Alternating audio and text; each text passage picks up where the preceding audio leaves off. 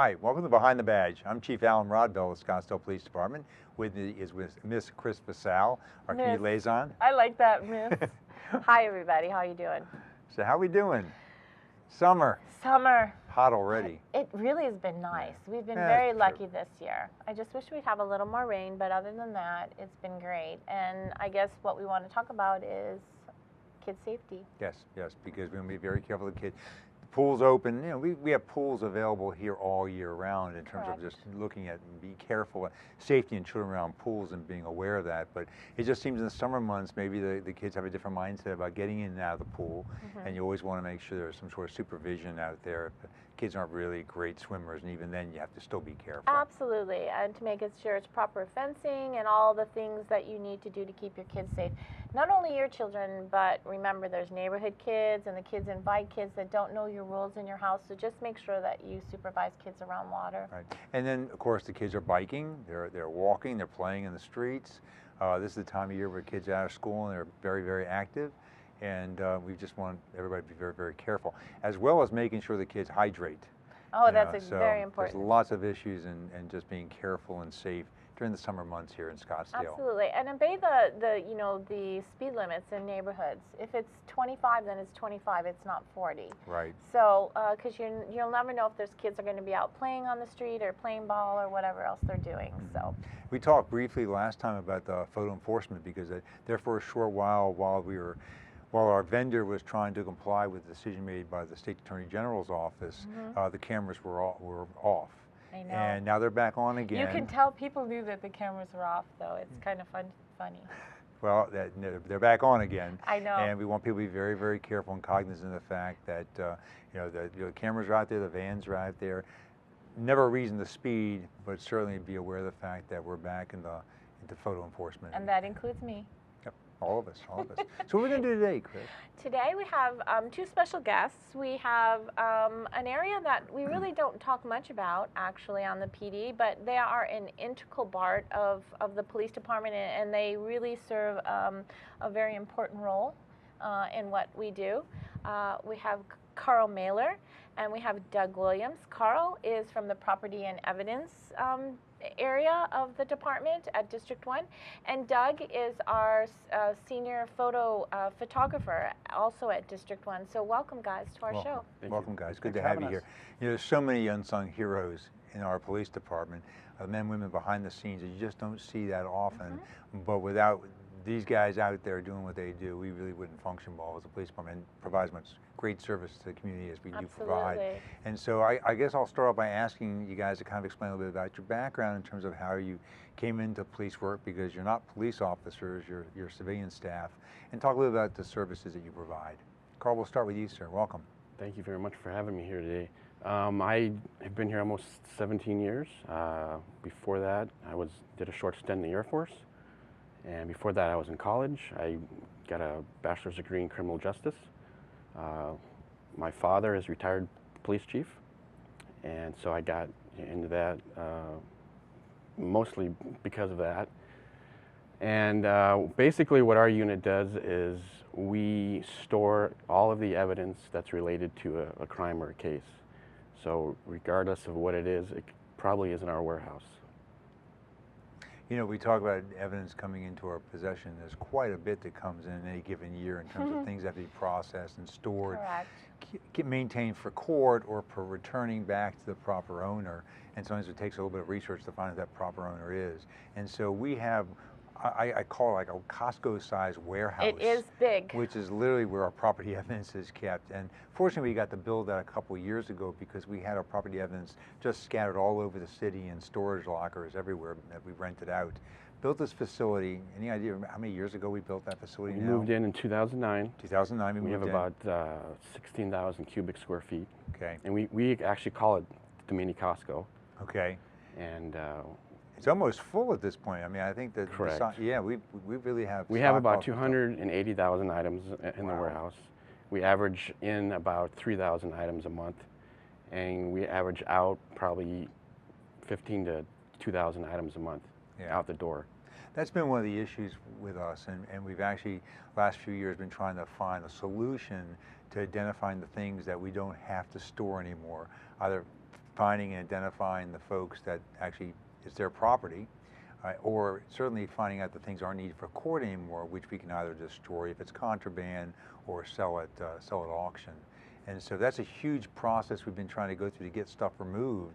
And just recently now we've had some positions approved to be able to do that, because in a long time you were taking stuff in, but you're also responsible for identifying and getting stuff to be released. And it wasn't easy to do both at the same time. That is correct. So we actually started a new program here recently where the officers are actually going in, reviewing all of their old cases and deciding what they can get rid of. Yeah, and that's a long, arduous process. It is. It takes twice as long to get rid of something than it does to bring it in and store it on the shelf. Right, and I think most of our viewers would probably relate to, like, I hate to, like O.J. Simpson case, where blood evidence comes in, and they do have blood evidence at the property evidence. They have coolers and things like that they keep. So it goes from anywhere from a cell phone to a weapon that was used in a crime to blood evidence. I mean, they're responsible, drugs, they're responsible for an enormous amount. When people think of property, they don't really realize there can be boats or cars or bicycles. There's just so much that's involved. Yes, absolutely. And I don't know how you keep all that straight, but you actually have areas that are designated for different storage. That is Obviously, correct. you have to have, again, some refrigerated and some has to be stored very It's securely. A big responsibility, and again, why it's such an important part to have on our show is because they work hand in hand with the police officers that are on the street and the detectives that need Carl and their coworkers to help maintain this evidence and the impound there. Right. So citizens actually come to your office, I guess, or come to the building Yes, they can. to actually sign out to get their evidence back or get their property back when it's being released, no longer needed for Correct. evidence. And so you're located where exactly? We're at the corner of McKellips and Miller in South Scottsdale, 7601 East McKellips. And we are open Mondays, Tuesdays, Thursdays, Fridays from 10 a.m. to 4 p.m. Okay. That's when the window's open. Right, that's when the public window's open. Right. So to give you an example of what kind of property we would give back to a citizen on the street, if someone gets arrested and they go to our jail, we take things in like cell phones, backpacks, purses, that kind of thing. If somebody finds a lost wallet on the street and they turn it in to one of our officers, that item would come to us. We would then take that information that's found in the wallet, usually from a driver's license, and we would send them a letter in the mail and then to notify that we have their item on hand, and then they would be allowed to come in and get it. And this would not be the location where a citizen goes to find out if you've recovered their property. Citizen would still go to a police officer to find out if their missing property was located, correct? They wouldn't just show up at the window and say, I'm missing something, could you see if you have it? They can call in if they like. They can do that there? Yes, they can. Okay, and if they can describe it properly, you guys can actually research that and locate the property? Yes, we can. Very good, okay. So it's important that you have your correct address on your driver's license. Got it, thank you, very good. I'd be remiss if I didn't thank you for your military service, your service for the Air Force prior to coming to Scottsdale. We last month, in May, it was last month, we actually honored our Armed Forces Day by giving all of our employees that had prior military service a pin that designated their branch along with the American flag that they can wear on their uniforms. I don't know if you've been given yours yet. Yes, sir, I got that today. Good. Well, thank you again for your service. Thank Appreciate you it very much. And for being here for 17 years. Yeah, pretty cool. He's got he doesn't have you beat. No. He's got me beat. 34. Yeah, again. Nobody has me beat. Okay. I'm number She's one twice, in seniority. Twice. Okay, got it. Thank you, Doug. So now we'll introduce you, Doug. Tell us a little bit about yourself and how long you've been on the PD. I'll be here 18 years next month. I started in college, started volunteering here while I was in college, and started working here. Got bit by the forensic side of it while in college, and here we are, 18 years later. Now you're not actually doing the forensic work now as a photographer, right? We have crime scene specialists actually do the crime scene photography. You do a different kind of photography for us, is that correct? Yeah, the technology has changed. When I started, a lot of the evidence would be sent up to us and we would photograph it. But with technology and everything else, it's kind of squeezed us out where we're not doing much evidence photography anymore. Now it's mostly the public relations type stuff for the police department, retirements, promotion ceremonies, photos of them doing their squads working, you know, that kind of stuff. We do photograph some evidence, but it's not too much. Okay. But there's a huge new responsibility that you all have with the recent sort of, I guess, proliferation of on-body cameras. Because on-body camera video now, a lot of departments are developing policies and procedures for redaction of that, as a public records request to actually see that video footage. And your office is responsible now, I understand, for looking at that and redacting that video, which has to be done almost frame by frame, because technology is not caught up with this along those lines. Is that correct? Yeah, there's 2 of us, and we're handling all the department's redactions from the public records requests and the media requests. So we'll go through and remove the audio and blur any of the video that needs to be removed from them. And that's only to protect names and addresses and things Right. like that for the public, because it is a public record, but the public also doesn't have the right to have my date of birth and my address and things like that. So by redacting, Right. that's basically what they're saying. But you also do so many other things for the department. You were critical, you and Dave Coy. I always say Doug and Dave at the same time, because it was the Doug and Dave show. But Dave has retired now, and Doug has stepped up to the senior position. But you guys were critical in making the museum what it is today. Yeah, we're very, very proud, of course, of the work that was done in the museum. We started out with a concept of just sort of collecting what people may have kept, you know, through their own careers, memorabilia, and it's been developed into something we'll be very proud of that actually celebrates the, what is it now, 64-year history? What are we at? Yeah, because 2013, it's 2016, so 3 years already All since right. we had Wow. it. Well, Yeah. anyway, was it 53 or 63? It'll be 63 now. 63. Okay, whatever. But bottom line is It's 53. It's 53. Or maybe It's older 50. than I am. Yeah, okay? sorry. So it's 53-year-old. 53. We'll get our numbers straight. We'll get our numbers Chief. together. But the point is that it would start out as just sort of a concept of trying to pull out your memorabilia and donate it. A lot of research has been done, and your files were fabulous to Yes, go through they and had a find some lot of the old photographs. photographs and stuff. We're kind of like the department's unofficial historians. Correct. A lot of images have been sent to us. People will bring in old scrapbooks and we'll scan them to use for Future use. Yeah, you never know when you're going to need something like that, or somebody retires, we lose that history. Exactly. So we have a ton of those kinds of images that we store up there in the lab. Yeah. And I want to get back to redaction real quick, because that is a huge new responsibility. Oh my goodness. Because at this point, I really do believe in the future, 100% of all police arrests and many police actions, that come into a request for like investigation, are going to be videotaped by on-body cameras, or taped by on-body cameras, because not videotape anymore, but it's really collected on DVDs. Did you? In technology. And so it's an incredible responsibility to think that right now the technology requires us to go frame by frame, which is just painstaking labor, to mark out the faces of victims, children, innocent people, witnesses, just to make sure that you get those protections that you mentioned earlier. And I really only have the 2 of you, I guess, which quite frankly, I have one person whose full-time job that is to do that. And we only have at this point about 140 cameras, I think is what we'll have by the end of the year, 150 cameras, and going towards 3 to 350. That's a lot of work, and so you can imagine the demands that are going to be placed on you and your staff in the future, which means we're probably going to get 1 or 2 things. Technology is going to catch up to us, and we'll be able to redact that information easier and quicker, or else we're going to be having to hire more people to go through that video frame by frame every time there's a request for that. And those incidents aren't very short sometimes. I mean, go an for a while. incident can take quite a while. It's not like a short 2 or 3 minute thing. It could be 20 minutes. It could be a half hour. Yeah. What have you done in terms of like the length of or data that you've had to actually redact? What's the longest one we've done so far? Do you know? The amount of time it's taken us to do it, Right. I think we have one that's right around 13 hours. Yeah. I don't remember the actual, yeah, right? I don't remember the actual view, the run time of it, Right. but there could be multiple officers with Yes. cameras that are catching the same angle.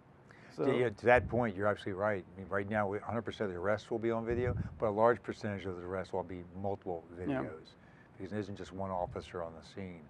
And that is the new way of doing things now. It is the new It's happening nationally. It's Absolutely. great, but it's good for law enforcement. It's great for our communities. Correct. But it doesn't come without a price of a little bit of labor. Mm-hmm. And in the long run, hopefully technology will be developed that will be able to redact things quicker with a push of a button. But until that time comes, it's going to be intensive. And so that's one of those huge things you do behind the scene when people just say, I'm going to ask for a video.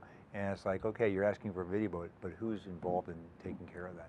I'm going to go up and check on property and evidence, but who's responsible for making sure my property is being cared for while it's evidence until it's no longer needed?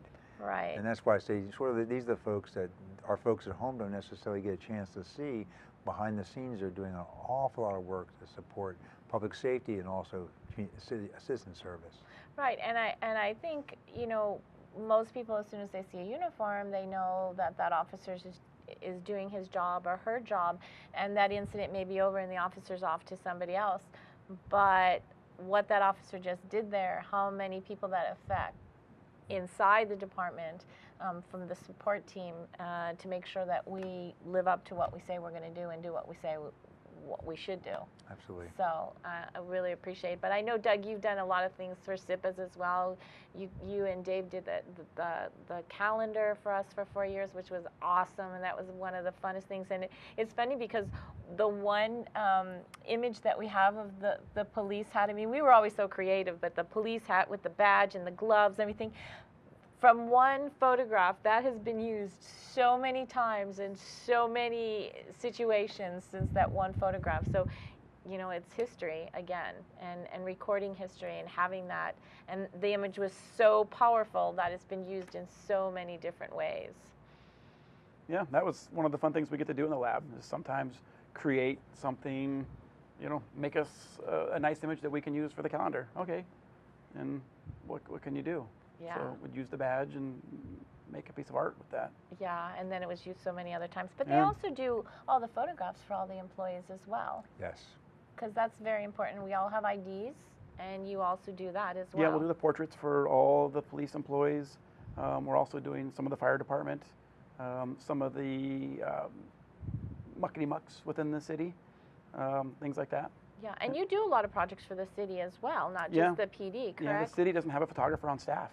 Okay. So we will go out and do some of the events for them, help out when they need it, when our workload will permit us to help out. That's We'll go great. out there and help them when we can, since the city doesn't have a photographer on staff. Right. You know, you mentioned supporting other departments. Carl, we must support other departments as well with our property evidence, do we not? Do you have property evidence that we keep for other departments that are actually doing investigations? Not within the cities so much, strictly for the police department. Okay, so the fire department has their own Correct. place? Okay, didn't realize that. The lab probably does a lot. The lab does, which you're housed crime in the lab, same yes. building, and that's the same unit. Okay. So they do it, Chief. Okay. Remember, we have, don't they come and do blood, and we partner with some of the other agencies for doing DNA and things But like we don't that store as any well. of it in our property No, we don't. evidence. Yeah. Okay. just We don't curious. have any room. Well, that's part of it, absolutely. We're working on that issue. We'll continue working on that And I issue. think you still have other sites. I mean, besides the big mini Costco, are there any No. other sites now? We are all in one Yeah. facility now. That was Okay, that was a and huge- so the cars are there and The some of the cars are other there. stuff. Okay. Correct. Yeah, that was a huge achievement. Yes. And the only cars we have there are cars we're keeping for evidence sake, right? Correct. So other cars are stored and seized or stored off property. Okay. Yeah. So these are the two buildings that people might see at McKellips and Miller. One is a district station, one's our District 1 station, Correct. our McKellips station, and right next door to that is the crime lab. And our crime lab actually does work not just for Scottsdale PD, but we're doing contract work for McDowell community, Indian community, Salt River, as well as Paradise Valley. So we do some other contract work at other jurisdictions as well. And didn't we have Steve here last time from He's the been here lab? And before. I was like, he'd been here forever, and I did, you know, again, somebody that was behind the scenes. I didn't realize he had been here as long as he had with the department, and talked a little bit about what they do in the lab. Yeah, so that's all housed in the same building. And I don't know, it's not really open to the public, but I know that we've had college classes come through that are interested in forensics. It's difficult to take somebody into property evidence because then you have to testify that you're actually in property evidence, and so, but at least you can see the security of the system and see how it works. But we have had some tours through that building. Right, it is not open to the public, you're right. And actually it's not even open to me, I can't even get in there. So, you know, like we have to sign in, I have to have somebody come get me as well. And there's still places that I can't go because, again, because of the accreditation issues and things like that, we want to make sure that it's secure and that we follow all the rules to make sure that there's no issue with any case that needs to be prosecuted. Not even the chief can get in there. I know, Yeah, that's and true. she doesn't Good, want to get in there Carl. because she doesn't want to have to testify that he was in there.